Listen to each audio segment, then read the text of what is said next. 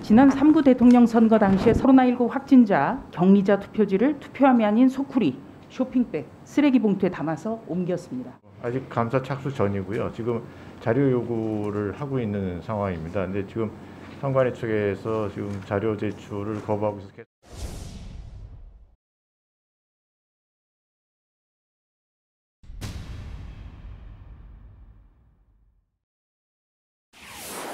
고위 간부 자녀 특혜 채용 논란에 휩싸인 중앙선거관리위원회가 감사원 직무감찰을 다시 거부했습니다. 법에 군림하는 기관이라는 비판도 있는데 어떻게 보세요? 수고하십니다. 2019...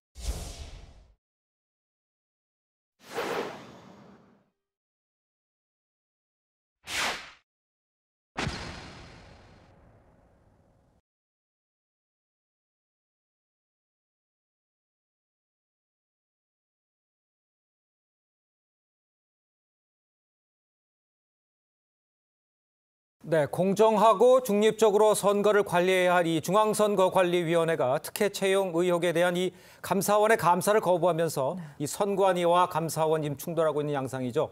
또 한편 민주당은 이 장외투쟁으로 이 악재적 돌파구를 찾고 있는 모양새인데요. 전문가들과 함께 이런 소식들 자세히 짚어보도록 하겠습니다. 네, 김근식 국민의힘 통일위원장, 이현종 문화일보 논설위원, 김현정 민주당 평택을 지역위원장, 박성민 전 청와대 청년비서관 함께합니다. 안녕하세요. 안녕하세요. 자, 자녀 특혜 채용 의혹에 대한 이 감사원 감사에 대해서 선관위 직무감찰 대상인 행정기관이 아니기 때문에 감사를 받을 수 없다는 입장이고요. 감사원은 선관위도 행정기관으로 지금 보고 있습니다. 자, 먼저 김구식 교수님, 먼저 이 감찰 대상인지 아닌지 법률적으로는 어떤지 이 상황은 어떻게 저희들이 이해를 해야 좋은지 좀 설명을 좀 먼저 해주시죠. 그렇습니다. 국가공무원법을 이제 선관위에서 들어서 국가공무원법에 감사원의 감사, 특히 인사 사무에 대한 감사를 하지 못하도록 예외 규정을 둔 곳이 4군데가 있습니다.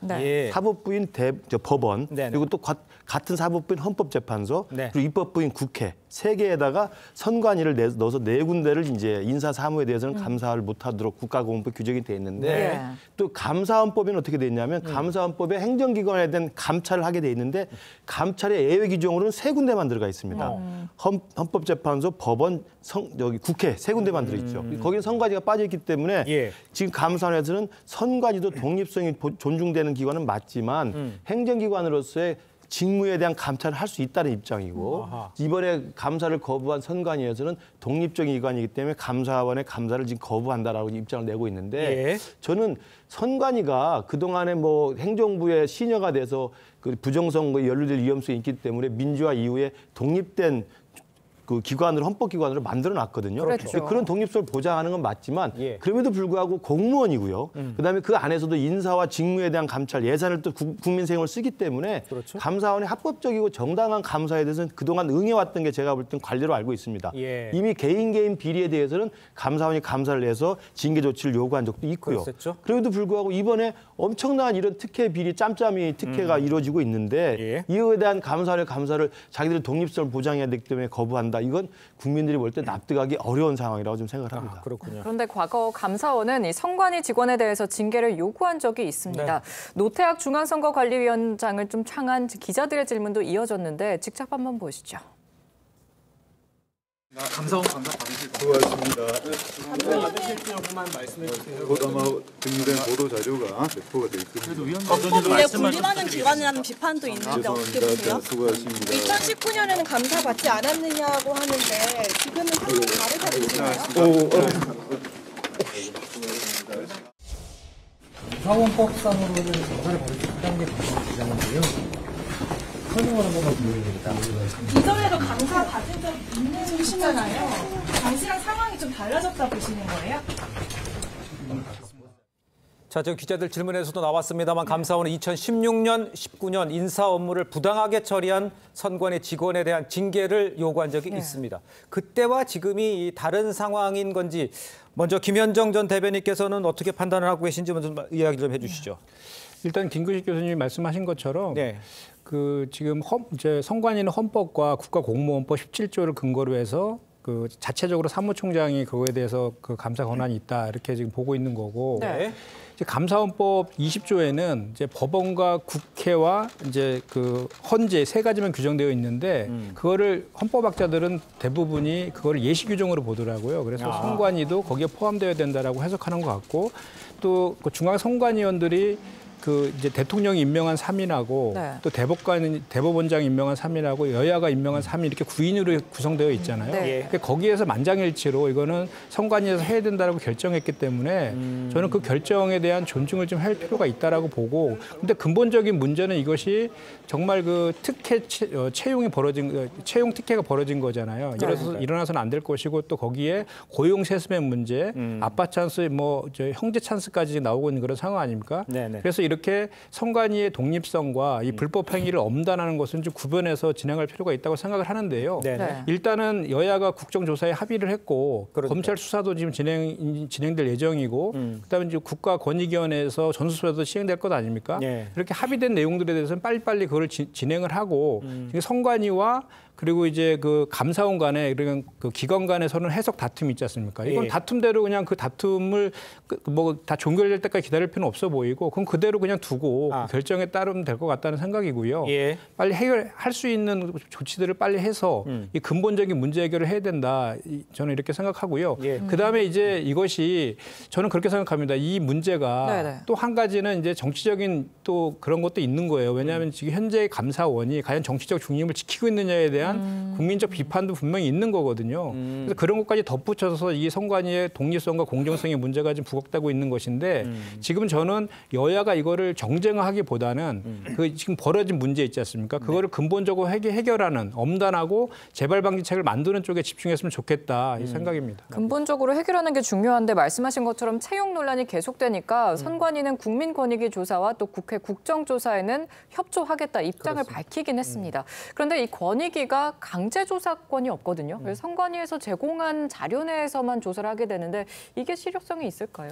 그렇죠. 이게 이제 선관위 직원들이 한 3,000명 가량 됩니다. 그런데 지금 현재 잠시 이제 그 내부 조사를 드러난 것만 뭐 아빠 찬스, 형아 찬스, 고용 세습 이 정도거든요. 네네. 근데 제가 볼 때는 아마 이 예측을 해보면 예. 실제로 이제 뭐 친인척이라든지 또 뭐 동향, 뭐 동문 뭐 등등 해서 왜냐하면 감사원 이게 선관위가 이런 어떤 경력직들을 공채를 할 때 상당히 좀 그동안 이렇게 공개리하지 않고 비공개리에 채용한 적이 많습니다. 그렇다면 이게 지금 이 단순히 상부층만 문제가 된 게 아니라 네네. 만약 이런 비리가 광범위하게 퍼지지 않겠냐는 의심을 할 수밖에 없는 거거든요. 예. 자, 그러면 예. 지금 드러난 것에 대해서는 검찰 조사를 할 수 있어요. 그렇지만 검찰이 전체적인 상황들을 조사할 수는 없거든요. 예. 권익위도 마찬가지입니다. 그럼 선관위가 제공해준 자료만 가지고 전체인 걸 파악할 수는 없는 거거든요. 예. 그래서 감사원 감사가 필요하다는 게 전체적인 어떤 조직 전반에 대한 어떤 진단을 한번 내려볼 필요가 있다는 거죠. 예. 왜냐하면 지금까지 진행돼 왔던 전체적인 이 경력 채용 문제 예. 이걸 전부 다 따져서 내부에 혹시나 뭔가 뭐 친인척이라든지 또 뭐 동문이라든지 뭐 동향이라든지 이런 거 관련된 것이 없는 것인지 아하. 이번에 드러난 걸 보니까 이 경력 채용 방식을 보니까요 굉장히 초보적입니다. 이 초보적인 게 뭐냐면 이 경력 채용할 때 점수 매길 때 보면 이 굉장히 뭐라고 할까 이게 뭐 그냥 상중하 뭐 이익 비슷하게 이렇게만 지금 돼 있거든요. 예. 요즘 경력 채용 그렇게 하는 게 없습니다. 굉장히 꼼꼼하게 점수로 지금 하고 그 점수를 합산해서 서로 또 이게 알 수 없도록 하고 있거든요. 근데 이번에 보니까 다들 함께 근무했던 내부자들 왜냐하면 이 선관위가 그동안 보면 내부 직원들만 가지고 내부에서만 감사하고 내부에서만 모든 걸 다 하니까 사실은 이게 서로 다 아는 처지가 비슷해 돼버린 거예요. 예. 그래서 제가 볼 때는 이번에 감사원의 감사를 받아서 조직 전반에 대한 한번 점검을 해볼 필요가 있지 않는가 그런 생각이 듭니다. 예. 그러니까 조직 전반에 대한 필요성이 있다에 대해서는 여야가 이제 동일한 생각을 갖고 계신데 감사원이 해야 되는 거에 대해서는 조금 생각이 달리는 것 같아요. 박성민 전 비서관께서는 어떻게 생각하십니까? 감사원에 대해서. 저는 일단 만약에 감사원이 지금 유병호 사무총장 그러니까 정치적으로 편향성이 있는 거 아니냐 또는 감사원이 너무 과도하게 정치에 개입하고 있는 거 아니냐의 논란의 중심에 서 계신 이 인물을 정리하지 않고서는 감사원의 독립성과 객관성이 회복될 수 없다라고 생각을 합니다. 예. 그런 점에서 아마 선관위도 특히 이렇게 총선을 앞두고 있는 시점에서 예. 그동안 전례와는 다르게 감사원이나 또는 외부 기관의 개입 자체를 최대한 축소하려는 측면이 있는 것 같고요. 있고요. 예. 그리고 감사원의 독립성에 대해서도 제대로 지금 뭐 전현희 위원장과 관련한 감사라든지 이런 부분에서 계속 비판을 받고 있는 상황이기 때문에 예. 선관위 입장에선 최대한 감사원과는 거리를 유지할 수밖에 없을 거라는 생각입니다. 그래서 저는 뭐 감사원이 뭐 감사를 할 수도 있다라고 생각을 하지만 지금의 감사원으로는 그 감사의 의도가 좀 의심이 된다라는 생각이 있고 동시에 지금 3가지가 진행이 되는 거예요. 국회에선 국정조사가 추진이 되고 지금 국민권익위원회에서 조사를 하겠다고 하고 그렇죠. 더 나아가서는 선관위가 자체적으로 경찰에 지금 수사 의뢰를 했단 말입니다. 예. 이게 확대될 수도 있는 거고요.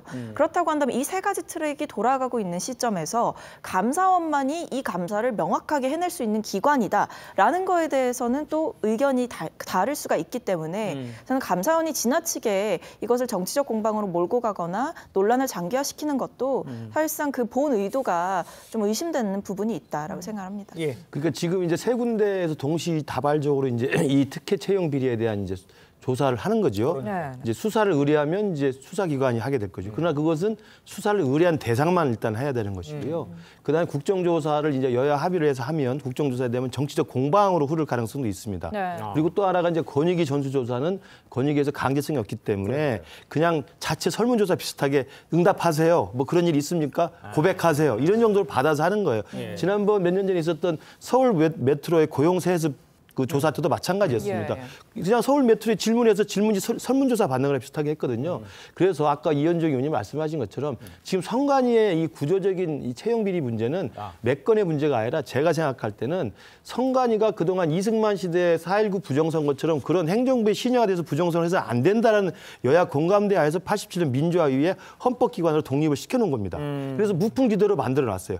독립을 해야 한다는 건 다 알고 있습니다. 정치적 간섭이 들어가서 안 된다. 그러나 무풍지대로 해오면서 이게 한 40년 지내오니까 아무도 건드리지 못하는 견제장치 없는, 감시장치 없는 그들만의 성역이 돼버린 거예요. 그러니까 저렇게 짬짬이로 하는 겁니다. 어디 대한민국에 세금 받으면서 5급, 7급, 8급을 뽑으면 저렇게 뽑는 데가 어디 있습니까? 국민들이 분노하는 게 그거예요. 그러니까 선관위의 독립성을 해치자는 게 전혀 아니고요. 그럴 수도 없고 선관위가 무풍지대로 30년 이상 존재하면서 아무도 건드리지 못하는 성역화된 것들을 이참에 한번 전체 조직 점검을 해보자는 거거든요. 그건 감사원하고는 사실 할 데가 없어요. 그렇군요. 네, 또 국민의힘에서는 오늘 오전 10시 이번 논란과 관련해서 긴급 최고위원회의를 소집해서 대응책을 논의했습니다. 네. 오늘 김기현 국민의힘 대표의 입장부터 들어보시죠. 선관위원회가 지금 국민들의 인내심을 시험하고 있는 것 같습니다. 단순 사과는 책임이 아닙니다. 자정 능력 자체를 상실한 선관위가 국민들의 감사 요구에 대해 맛집 고르듯이 이 집이 좋겠네, 저 집이 좋겠네 하는 식으로 하고 있으니 개탄하지 않을 수가 없습니다. 노태학 선거관리위원장은 더 이상 부끄러운 모습 보이지 마시고 사퇴로서 행동하는 책임을 보여주시기 바랍니다. 네, 보통 이 국민의힘 최고위가 월요일 또는 목요일에 열리거든요. 주말에 열렸어요. 오늘 이것 좀 그만큼 중대하다는 의미 같은데 어떻게 보셨어요? 그렇죠. 이게 선관위라는 게 중요한 게 모든 나라 이렇게 보면 대체로 선거가 이게 부정선거라 이게 문제가 되면 굉장히 전국이 흔들리고 그 나라의 어떤 민주적인 어떤 질서가 완전 흔들립니다. 자, 근데 우리나라 선관위는 그래도 이 3.15 부정선거 이후에 이렇게 만들어졌기 때문에 나름대로 그동안은 보면 선관위가 그래도 굉장히 좀 선진적이다. 그리고 또 선관위가 중립적이다는 평가를 받았는데 그러니까 문재인 정부 들어서서 당시에 이제 김대년 사무총장이라고 계셨어요. 자, 그분이 원래 이제 선관위 상임위원으로 가기로 돼 있었습니다. 여야 합의를 해서. 근데 그때 김기식 금감원장 이 후원금 문제를 놓고 이 후원금 문제가 이게 선거법 위반이다 결론을 내렸는데 그래도 갑자기 이게 무효화가 돼버렸어요.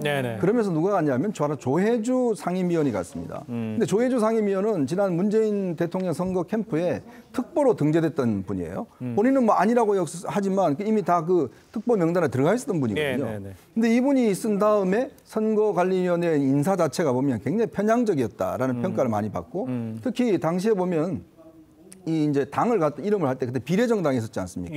그때 자유한국당이 비례자유한국당이라고 만들려고 그랬는데 그건 불허했어요. 헷갈린다 그러면서. 근데 더불어민주당은 또 허락을 했습니다. 민주당이 있는데도 불구하고 이건 다 안다 이렇게 돼버리고 또 지방선거 당시에 4.7 재보궐선거 때 내로남불, 무능 이런 거 못 쓴다. 특정 정당을 연상시키기 때문에. 근데 1년 뒤에는 다 쓰게 했어요. 그러니까 오락가락 해버린 거죠. 그러면서 선관위의 중립성이 흔들렸고 또 더군다나 전임 김세환 이 사무총장이 이 자녀 채용 문제로 경질이 됐어요. 네. 그러니까 본인이 사퇴를 했습니다. 네네. 근데 후임자를 똑같은 있는 사람을 또 이 사무총장을 시킨 거예요. 사무차장도 그렇고. 그렇다면 이거는 내부적으로 뭔가 이게 걸러지는 시스템이 전혀 없는 게 아닌가. 아니 전임자가 채용 문제로 그만두게 됐는데 예. 후임자도 똑같은 사람을 채용하고 사무차장도 똑같은 사람을 채용하고 이 정도면 지금 이 사태가 굉장히 심각하다. 그렇기 때문에 아마 오늘 국민의힘이 예. 긴급하게 최고위를 열어서 이 문제에 대한 강한 압박을 한 게 아닌가 싶습니다. 그러니까 내부적으로 문제가 좀 심각하다는 지적을 다시 한번 해주신 것 같은데요. 이걸 한번 여쭤볼게요. 내부적으로 지금 문제가 심각하다는 것은 다 인정하고 개혁을 바꿔야 된다는 거 여야가 공이 똑같은 생각을 갖고 계신데 지금 이걸 바꾸는 작업을 어떤 식으로 하느냐에 대해서 조금씩 의견이 갈리는 것 같아요. 일단 먼저 노태학 위원장의 사퇴에 대해서는 어떻게 민주당에서 생각하시는지 이건 조금 다르더라고요. 일단 노태학 위원장은 작년 5월 달에 이제 선임이 되셨는데 예. 이 지금 채용 비리 건들은 다 그 이전에 발생한 문제예요. 그러니까 이제 사실은 아까도 이제 말씀드렸지만 이 잘못된 불법 채용에 대해서는 엄단을 하고 또 네네. 중요한 것이 다시 이런 일이 발생하지 않도록 하는 재발 방지책을 만드는 거거든요. 예. 그러니까 현재로서는 선관위 자체적으로 발표한 것은 그 사무총장을 외부 인사로 공정한 외부 인사로 이렇게 하겠다. 그 전에 내부 인사가 쭉 해야 하지 않습니까? 예. 사실 중앙선관위의 구성이 보면 9명의 위원으로 구성되어 있는데 네. 실제로 위원장과 상임위원 1명을 빼고는 나머지 위원들이 다 비상근입니다. 그렇기 때문에 구조적으로 상임위원과 사무총장이 모든 실질적인 권한을 내부에서 행사하고 있고 네. 위원장은 대법관을 겸임하고 있어서 그런 구조적인 문제들을 체크하지 못하는 그런 불합리성이 있었거든요.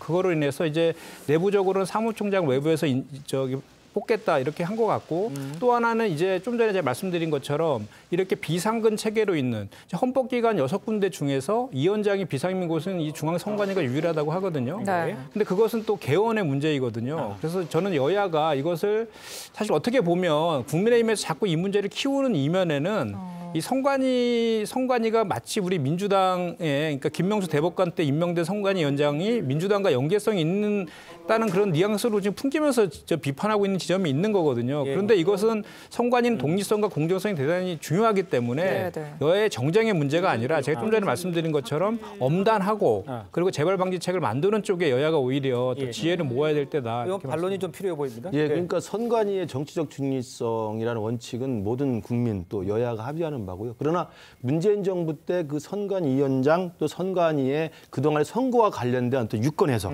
결정 여기에는 편향성이 있었다는 것도 굉장히 많이 논란이 됐었던 겁니다. 예. 아까 우리 이현정 의원이 몇 가지 예시를 들었던 것이고요. 네. 똑같은 이야기입니다. 박성민 우리 비서관께서 말씀하신 것처럼 지금 정권이 바뀌어서 감사원장 체제는 그대로 있지만 유병호 사무총장이 감사원 사무총장 오니까 편향적이라고 생각하시잖아요. 감사원도 엄연하게 대통령 지속기관과 독립기관입니다. 그렇기 때문에 만약에 감사원의 유병호 사무총장이 편향적이라고 해서 감사를 못 받겠다고 한다면 문재인 정부 때 임명된 사람으로 지금 주축을 이루고 있는 선관위의 또 사무총장 이 사람들 자체의 감사라고 하는 것은 우리도 도저히 받을 수 없다는 게 똑같은 논리로 좀 적용이 돼야 한다고 봐요. 그렇기 때문에 그만큼 선관위 또는 감사원 이런 독립적인 정부기관에 대해서 그만큼 독립성을 유지해 줘야 되는데 지금 와서는 그 문제가 아니라 문재인 정부 때 그 편향성에 대한 논란이 있었기 때문에 이참에 그런 편향성에 대한 이야기뿐만 아니라 내부의 성역 없는 이게 그 무풍지대로 돼버린 건드릴 수 없는 성행이 돼버린 저 인사 채용비에 대해서 분명히 밝혀야 되고요. 네네네. 지적 잘하신 것처럼 저도 정치인이기 때문에 우리 송파구 선관위 이야기를 많이 듣습니다.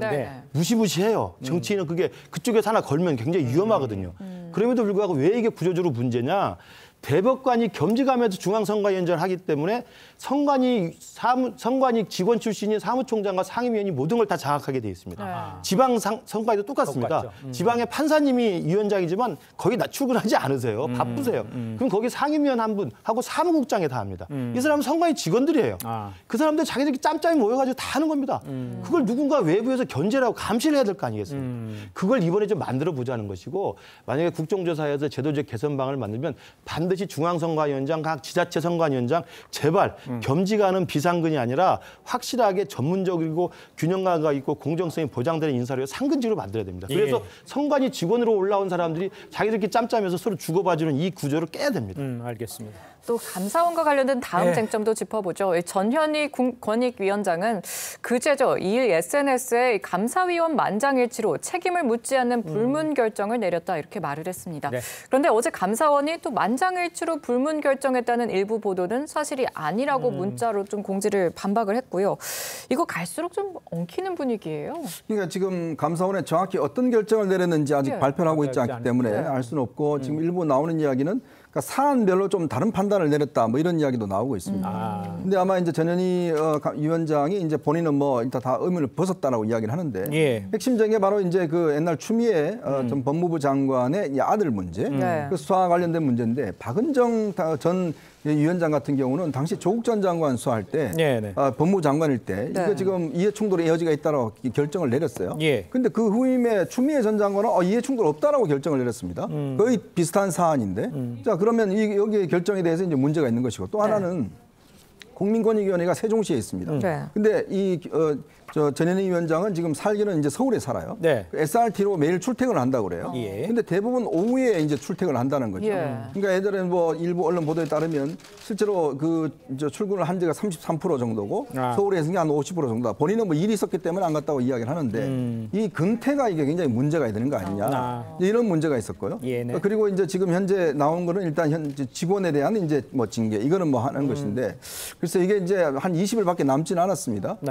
그래서 아마 이제 지금 이제 감사위원들 구성 자체가 사실은 예전 어떤 그 감사위원들이 있기 때문에 여야 간에 지금 한 3대3 정도 갈리는 모양인데 모르겠습니다. 이게 이제 이번 주 중에 감사 결과 일단 공개돼 봐야지만이 지금 뭐 전현희 위원장은 다 이게 무죄가 됐다고 이야기를 하지만 또 감사원은 다른 이야기를 하고 있어서 좀 결과를 봐야 될 것 같습니다. 불문 결정이 내려졌다는 건 이제 SNS로 이제 공방이 벌어지는 상황이죠. 박성민 전 비서관께서는 이 상황은 어떻게 이해를 하십니까?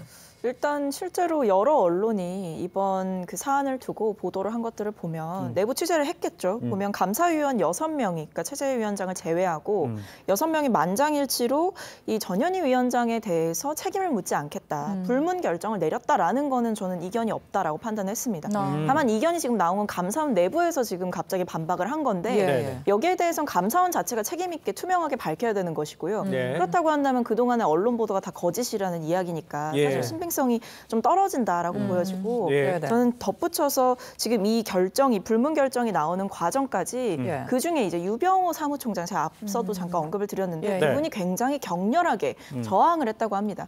그러니까 이분의 말씀은 이 전현희 위원장에 대한 개인 책임을 전혀 묻지 않는 것으로 결론이 내려졌고 다만 뭐 예를 들면 출장비를 횡령했다라는 의혹이 있는 수행비서에 대해서는 징계를 하자라는 결정이라든지 또는 뭐 보도자료 같은 경우에도 부적절한 표현은 있었지만 허위는 아니다라는 판단이 내려지고 그다음에 권익위의 한 국장이 내부 직원을 갑질을 했다고 합니다. 그러니까 이런 기관 차원의 문제에 대해서는 우리가 정확하게 문제 제기를 할 것이지만 전현희 위원장에 대해서는 책임을 묻지 않는 쪽으로 결정을 내려졌다라는 것이 지금 감사원의 결정이라고 전현희 위원장이 이야기를 한 거거든요. 근데 여기에 대해서 지금 강하게 유병호 사무총장이 이 과정 가운데 반발을 했다면 최고 의결기구인 감사위원들의 결정에 대해서 사무총장이 도대체 무슨 권한과 무슨 목적으로 이같이 반발을 했는지 이런 부분들이 결국에는 정치적 목적이 있고 또는 이념 편향적인 성향을 가지고 지금 전현희 위원장에 대한 부당 감사를 사실상 주도한 것 아니냐라는 비판을 피하기가 어려운 상황으로 저는 보고 있습니다. 일단 감사원에서 지금 불문 결정된 것이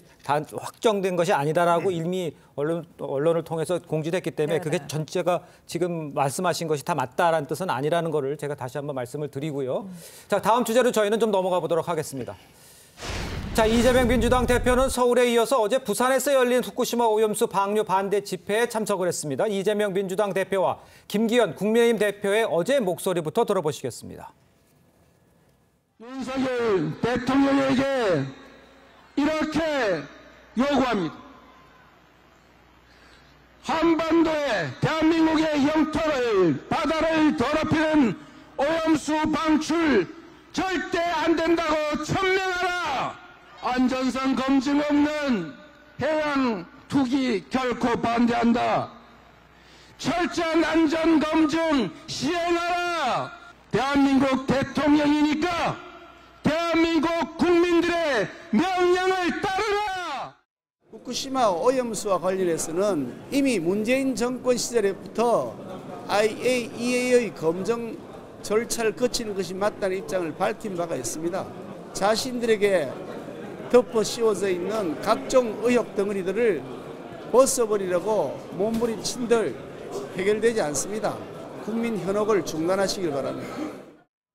네, 지금 들으신 대로 김기현 대표 말처럼 이 국민의힘에서는 제2의 광우병 사태를 선동한다면서 이 코인 사태 또 돈봉투 의혹 등을 덮으려는 정치 수작이다 이런 입장입니다. 그런데 사실 이재명 대표는 괴담을 퍼뜨리는 자들이 국민의힘 또 집권 여당이다 좀 강하게 좀 맞서고 있는데 어떻게 들으셨어요 전반적으로? 그 후쿠시마 방류 문제, 오염수 방류 문제는 지금 IAEA에서 검증하고 있는 과정에 있고요. 예.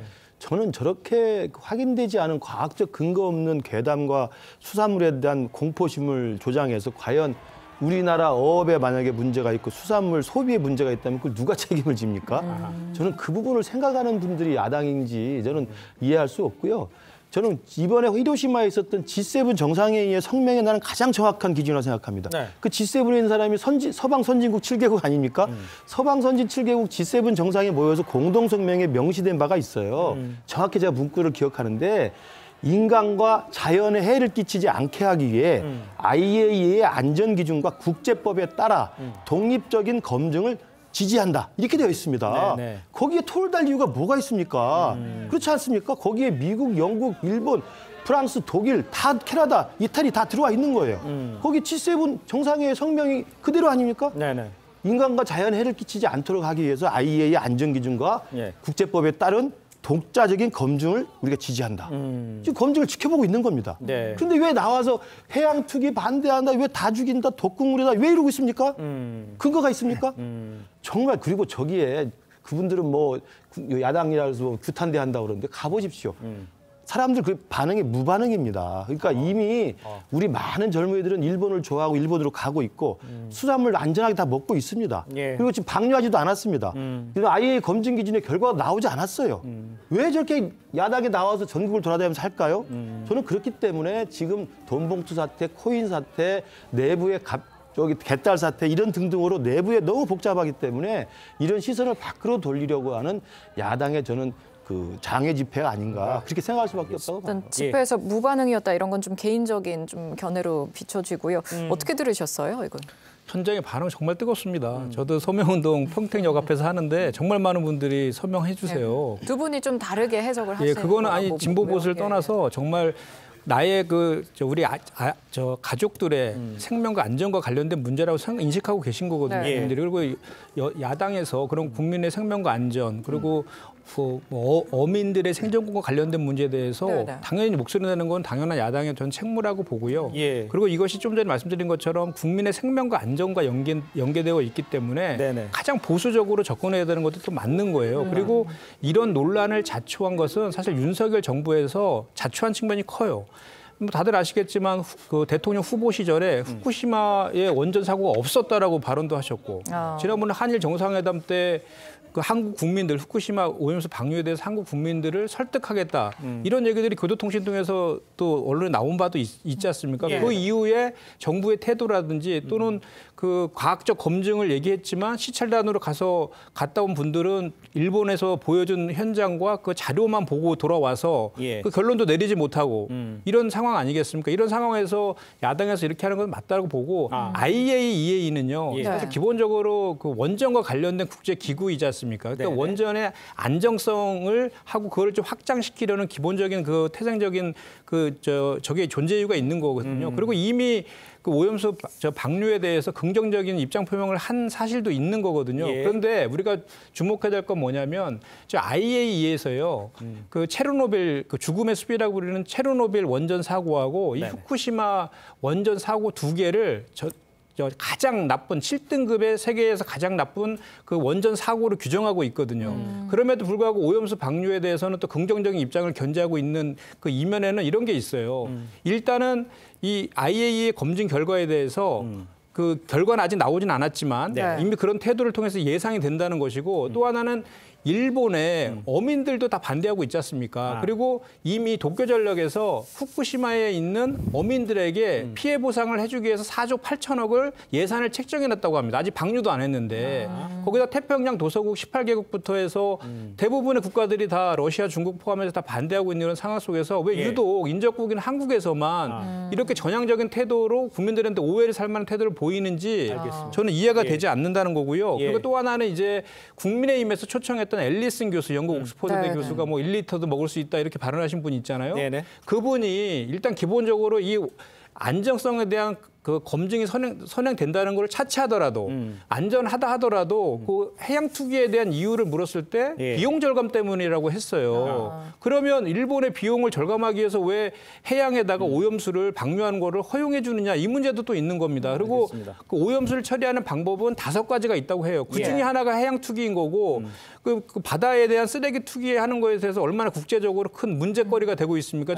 그런 측면에서도 대한민국의 태도는 정부의 태도는 좀 온당하지 않다라고 대변인이가 이제 과학적으로 그런 것들이 있는데 그걸 왜 제대로 안 하냐 이런 지적인데 이제 문제는요. 이현정 의원님 이렇게 봐야 되거든요. 이런 지적에 관해서 지금 과학적으로 검증해서 결과를 내놓은 걸 보겠다. 그리고 IAEA가 그래도 과학적으로 점검을 한다니 그걸 들어보자. 이러고 기다리는 거 아니에요. 그리고 문재인 정부 때도 이런 결과를 보고 결정하겠다라고 얘기했던 거 아닌가요? 그러니까요. IAEA를 믿지 못하겠다고 그러시면서 왜 체르노빌과 이 후쿠시마를 최악의 사태로 한 거는 또 인용하신지 모르겠습니다. IAEA가 예를 들어서 원전 권장하는 데라면 이런 것도 최악으로 상태 인정하지 말아야죠. 그러니까 IAEA가 뭐 일본 사람이 사무총장이기 때문에 못 믿겠다 등등 이야기하는 거는 그럼 믿을 데가 없다는 거잖아요.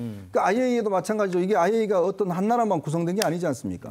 각국에 다 구성돼 있고 이번에 그 조사단 중에서 우리나라 전문가도 포함되어 있고 국제적인 기구입니다. 자, 그러면 이 국제적인 기구에서 정말 이 국민들에게 자기 나라 국민들에게 피해를 내는 결정을 하겠다? 말이 안 되는 이야기죠. 그러니까 그럼 국제적인 공인을 아예 믿을 데가 없잖아요.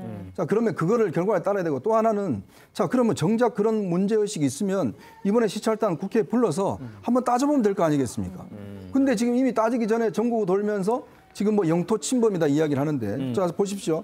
그러면 바이든이나 예를 들어서 트리도나 이 호주 총리나 이 사람들도 그럼 다 사퇴를 해야 되겠네요. 다 자기 영토 침범하니까. 왜 그 나라들은 그럼 이 문제에 대해서 반대를 안 하죠? 그러니까 지금 아예 결정을 전 세계가 지금 지켜보는 거 아닙니까? 안 하는 게 훨씬 낫죠. 그렇지만 후쿠시마 원전 사태라는 게 쓰나미 때문에 일어났던 불가피한 사고지 않습니까? 그렇다면 그 문제를 어떤 식으로 해결을 해야 되잖아요. 그러니까 그거는 원래 이 사고가 안 났으면 좋지만 이미 있는 사건에 대해서 해결해야 되는 차원에서 지금 국제사회가 어떤 해법을 모색하고 일본도 모색하는 거 아니겠습니까? 자, 그렇다면 지금 저는 이 야당의 저런 어떤 행태가 예전에 보십시오. 광우병 때문에 저 소고기집들이 얼마나 문을 많이 닫았습니까? 그다음에 성주 참여 문제 때문에 전자파 때문에 성주 인민들이 얼마나 지금 피해를 많이 받습니까? 이번도 마찬가지로 저렇게 전국을 돌면서 선동하면 결국 횟집 장사 안 됩니다. 그러니까 그러면 이 문제에 대해서 왜 국회 내에서 전문가들과 함께 국회의원들은 일할 때가 국회잖아요. 거기서 하지도 않으면서 계속 밖에서 이런 식의 집회를 하면서 이거는 이미 딱 정해놓고 이야기하는 거 저는 그건 옳지 않다고 봅니다. 일단 두 분 말씀하신 게 IAEA 검증을 전 세계가 지켜보고 있는데 왜 자꾸 이런 얘기가 나오냐 말씀하신 것 같거든요. 근데 저는 일단 좀 이해가 되지 않는 것이 사실 이 문제는 여야가 없다고 저는 생각을 하거든요. 그런데 자꾸 이제 국민의힘 쪽에서 이야기를 하는 것들을 보면 도대체 어떤 입장을 가지고 있는지 잘 모르겠어요. IAEA의 검증 결과가 신뢰할 만한 것일 것이고 과학적 근거를 가지고 있다면 오염수 방류 못할 건 없다라는 입장인 것인지. 왜냐하면 사실 지금 민주당이 문제 제기를 하는 것은 민주당이기 때문에 하는 것이 아니라 대한민국의 정치인들이라면 이렇게 국민의 생명과 안전과 관련된 문제에 대해서는 특히 저희는 인접국가 아니겠습니까? 어떤 다른 나라들보다도 강하게 문제 제기하고 강하게 이 사전 위험 요인들을 점검을 해야 되는 의무가 마땅히 있음에도 불구하고 이제 우리 정부의 태도가 지나치게 수세적이거나 지나치게 조심하는 것 아니냐. 왜 일본과의 관계 회복을 했다고 해서 그것이 이 오염수 방류의 정당성이나 면죄부를 주는 것은 또 아니지 않겠습니까? 그런 점에서 계속 저희는 이제 문제 제기를 할 수밖에 없는 것인데 이 부분은 국민의힘에서는 계속 선동이다, 반일 선동이다 이렇게 몰아가신단 말이에요. 이건 반일의 문제가 아닙니다. 국민의 안전의 문제이지 않습니까?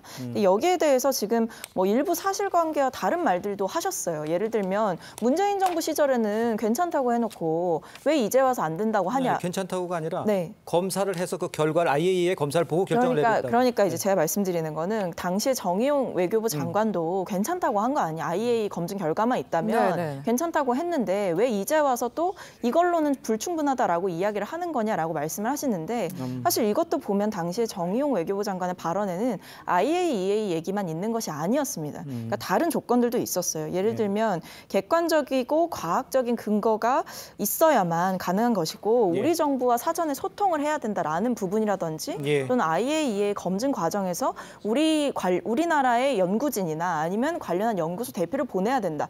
이런 조항까지도 구체적으로 적시를 했음에도 불구하고 이 부분에서 일부를 편집해서 인용하는 국민의힘 인사들도 계셨단 말이죠. 그러니까 이런 부분에서 저는 이 문제가 정치 공방으로 비화될 문제가 전혀 아니다라는 말씀을 좀 드리고 싶습니다. 저도 좀 한 가지만 좀 아까 이현종 의원님 말씀하신 거 약간 좀 덧붙여야 되는데 제가 아까 IAEA에서 체르노빌하고 후쿠시마 원전 사고를 언급한 것은 그렇게 유의무이한 가장 최악의 원전 사고라고 하면서도 원전 오염수 방류에서 긍정적인 태도를 보이는 IAEA 이중성을 제가 지적한 거고요. 그리고 또 하나는 이제 그 강우병과 강우병 계담이라고 하시는데 그때에도 그 많은 그 야당과 그 시민단체들 국민들의 반대로 인해서 30개월 이내에 소고기들만 수입하는 거로 축소된 그 효과도 있었거든요. 그리고 그래서 또 반대로 얘기하면 문재인 정부는 지금 우리 야당에서 명백하게 문재인 정부는 분명히 반대 의사를 표명했다고 공식적으로 발표했습니다. 근데 그거를 믿으면 될 것 같고요. 그다음에 2년 전에 지금 여당인 국민의힘에서 국회에 규탄 결의안을 제출했고 또 여야 합의로 결의안도 채택했지 않습니까? 그래서 저는 지금의 그 가장 이거에 대해서 지혜로운 방법은 여야가 그때처럼 오염수 방류에 대한 규탄 결의안을 채택하고 또 국제해양법 재판소에다 제소등해서 임시 조치들 취해서 좀 우리가 국민들이 좀 안전하게 느낄 수 있도록 하는 조치들을 여야가 같이 해야 될 때다 이 말씀을 드립니다. 한 번만. 그러니까 지금 박정민 비서관도 이야기하셨지만 우리 정부 입장과 국민의 입장은 아까 제가 말한 G7의 입장과 동일한 거예요. 과학적인 검증, 독립적인 검증을 지지한다는 겁니다. 그리고 검증을 지켜보자는 거예요.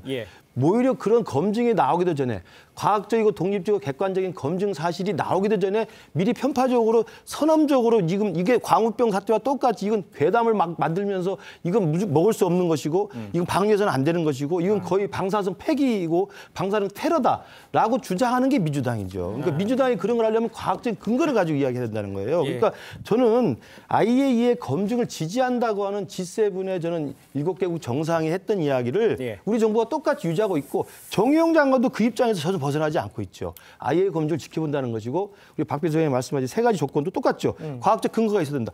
과학적 근거를 가지고 IAEA까지 검증을 하고 있는 상황이고요. 그다음에 소통을 해야 된다. 한국 쪽 소통하니까 우리 독자적인 검증단이 가서 보고 온 거 아닙니까? 식자단이. 그다음에 우리 한국 전문가 참가해야 된다. 지금 IAEA 검증단에 한국인 참가하고 있습니다. 그러니까 정의용 장관이 말한 3가지 추가 조건이 다 지금 충족이 되고 진행 중인 거예요. 그러면 이 진행 중인 IAEA 검증단의 검증 결과를 보고 그 사람들이 그냥 되겠다고 하겠습니까?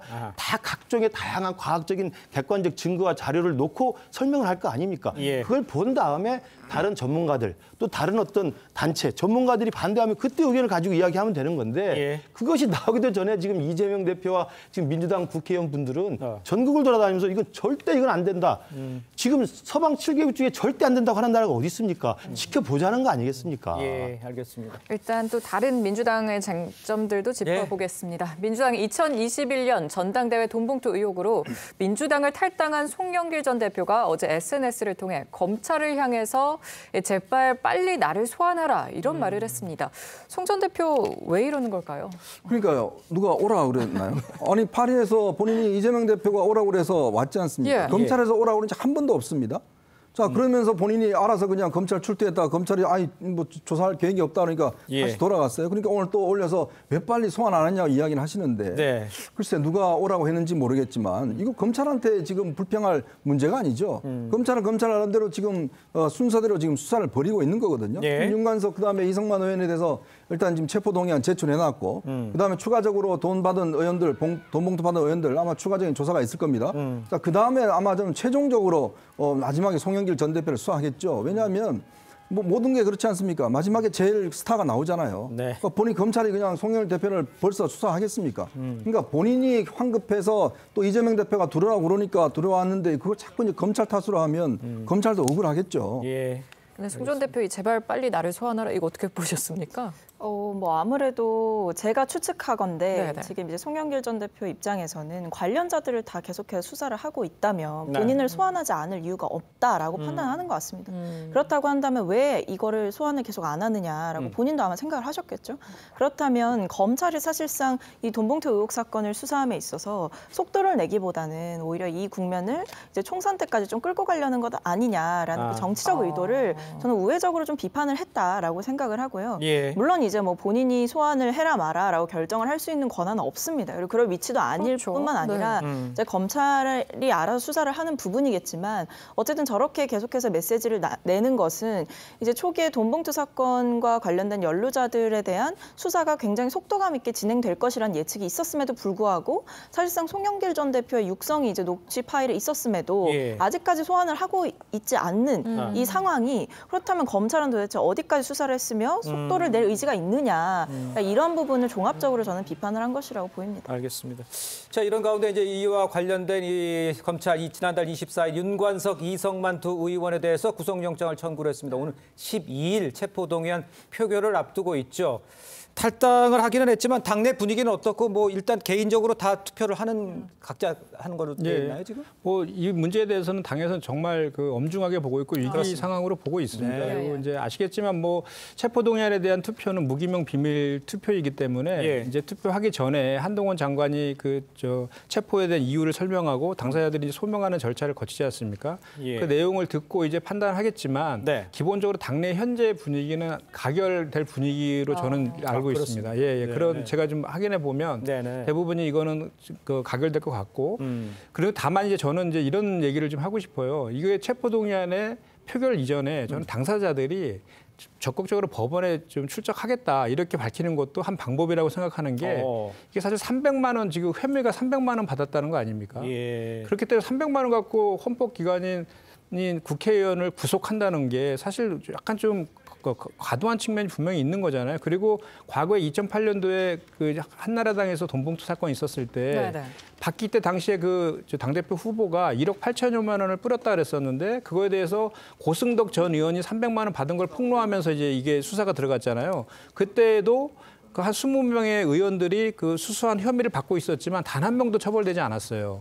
폭로했던 고승덕 전 의원과 박기태 전 의원 빼고는 처벌받은 적이 없거든요. 그만큼 뇌물을 전달하는 거에 대해서는 그 혐의를 입증한다는 게 쉽진 않은 거거든요. 근데 그럼에도 불구하고 제가 좀 우려스러운 것은 지금 이 검찰의 수사 방식이 지금 이제 공소장에도 보면 사람을 특정하지는 않고 20명이 수수한 의혹이 있다라고 적시되어 있다는 것인데 이것을 좀 한꺼번에 좀 그 할 수 있는 범위 내에서는 그 수사를 좀 조속하게 하면 좋은데 하나하나 순서를 가지고 이렇게 이게 자꾸 이렇게 언론에 유출하는 방식으로 이 수사를 진행하는 것은 대단히 문제가 있다는 거고 송영길 전 대표도 그 지점에 대한 문제 지적을 하고 있다라고 저는 생각을 합니다. 그래서 검찰에서도 이것을 빨리 하루빨리 그리고 이제 윤관석 의원과 이성만 의원도 다 혐의 부인하고 있는 상황이기 때문에 최대한 빠른 속도를 내 가지고 수사를 조속하게 마무리하는 게 좀 필요하다 이렇게 생각합니다. 알겠습니다. 민주당의 이제 체포 동의안 투표 상황 또 내부 분위기까지 좀 전해주셨는데요. 저는 다음 주제로 다음 주에 영상으로도 만나보겠습니다.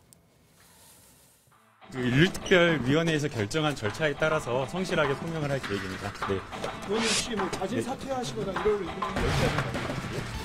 전화를 해봤는데요. 의정활동에 전념을 하면서 국회 윤리위원회에 성실하게 소명하겠다.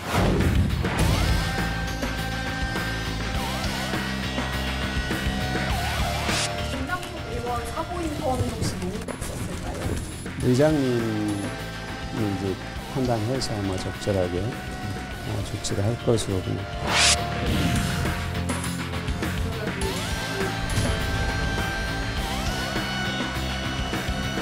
갈수록 태산입니다. 청년들에게 우리 국민들에게 뭘 가르치겠다고 교육위원회에 배정을 하겠다는 겁니까?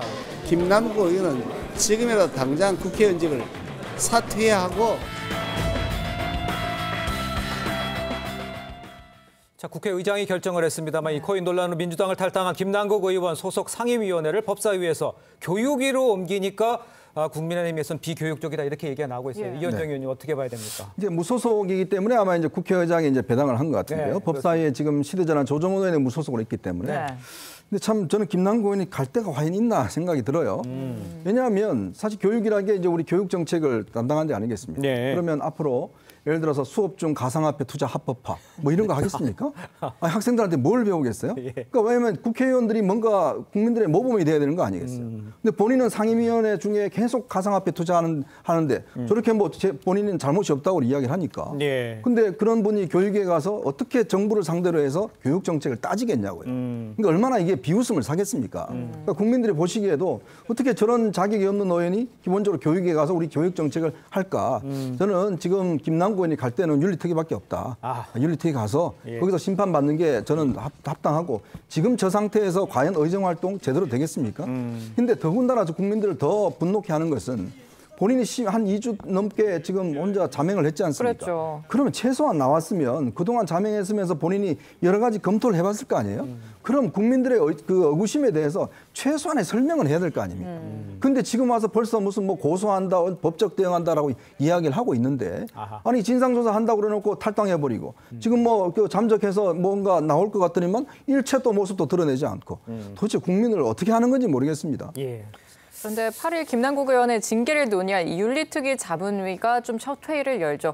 선례를 보면 제명까지는 또 힘들 것이다 이런 예상도 나오는 가운데 사퇴 필요성에 대해서 지금 의원님 말씀하신 것처럼 나오고 있거든요. 교육위로 일단 옮긴 거 어떻게 평가하시는지 또 어떤 징계가 윤리특위에서 좀 필요하다고 보시는지. 저는 이게 이제 교육위로 옮긴 거에 대해서 비판하는 것은 사실 정정화시키는 이 사건을 계속 이어가려고 하는 정치적 의도가 있다고 봅니다. 그래요? 네. 왜냐하면 사퇴를 주장하고 있으면서 교육위로 갔다는 거를 법하는 것도 앞뒤가 맞지도 않잖아요. 그래서 저는 그래서 좀 전에 이현정 의원이 말씀하신 것처럼 법적 그 책임에 대해서 부인하고 있는데 그것은 검찰 수사가 지금 진행 중이니까 밝혀질 거라고 보고 그 정치적 도의적 책임을 지고 탈당을 한 상황인데 그럼에도 불구하고 국회의원으로서 국민적 의혹에 대해서 제대로 소명할 그런 의무가 있다고 보고 그래서 윤리특위에서 그동안 했던 자금 출처라든지 뭐 거래 내역이라든지 이런 거를 제대로 다 출석을 해가지고 다 밝힐 필요가 있겠다 이런 말씀을 드립니다. 그리고 또 한 가지는 이제 국민의힘에서 계속 이거를 키워가지고 이제 비판을 하시는데 그렇게 따지면 국민의힘도 내로남불이라는 비판에서 또 벗어날 수 없거든요. 왜냐하면 지금 얼마 전에도 황보승 의원의 공천원금 수사하는 것이 밝혀졌잖아요. 그래서 박순자 전 의원, 하영재 의원, 김연아 전 의원에 이어서 공천원금 4번째 지금 사례가 벌어졌거든요.